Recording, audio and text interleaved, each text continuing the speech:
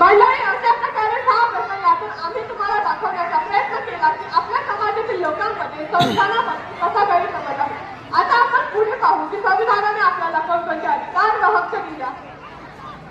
भारतीय संविधानाच्या कलमानुसार कलम 14 नुसार सर्व नागरिकांना समान वागणूक देणे हे बंधनकारक आहे. भारतीय संविधानाच्या कलमानुसार कलम 19 ते 22 नुसार सर्व भारतीयांना स्वातंत्र्याचा अधिकार आहे. भारतातील कोणत्याही नागरिकाचे शोषण होत असल्यास